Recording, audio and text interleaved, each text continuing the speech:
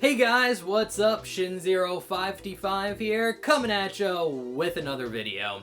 So, has there ever been a video game that you played in your past that kind of feels like a fever dream? Like, you're not sure if it like really existed or not, or it's just like you just have like very small like memories of it, but you do know it exists, and you don't think about it for a while, and then like somewhere, some way, it just kind of like pops into your head again. For me, that recently happened, and that happened with the game Digimon World for the PlayStation 1, the first out of the Digimon World games. So I don't know what about my like YouTube algorithm changed, but for whatever reason, YouTube decided to start showing me Digimon World 1 videos.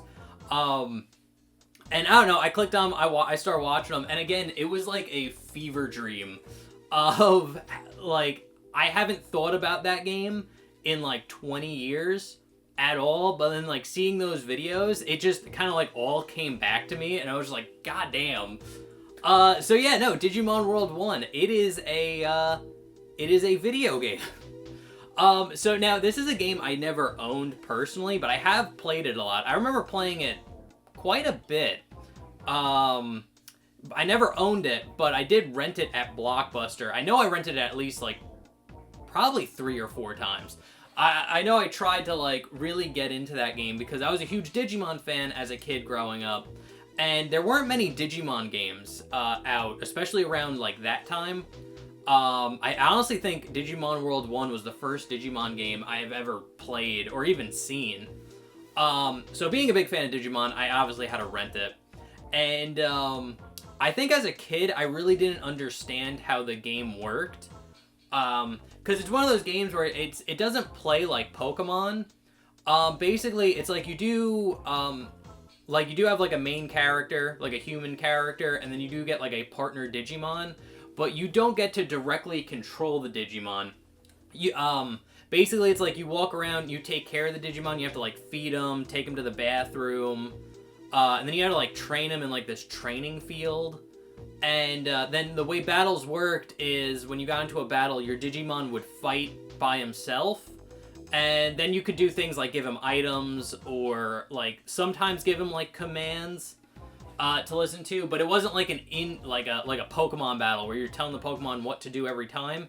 You basically just kind of sit back and watch your Digimon fight. It's pretty much all like a sim game, where it's just like you're not directly playing the game, you're kind of watching it play out. And I think as a kid, I really didn't understand that, so I never got really far in the game. But like, I think that also plays into the reason why I think it's like a fever dream, because it was just like I didn't know what to do.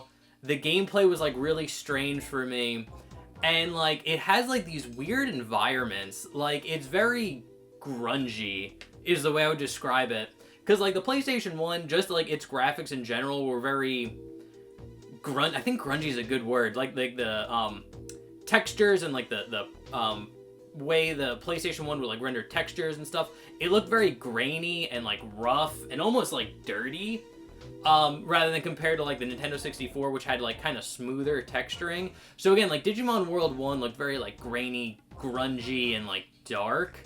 And one thing I do remember was the opening FMV to that game, and like one part that like stuck out to me, because like he's at like a playground, I think. Or it might not have been the opening, it might have been like the first FMV cutscene.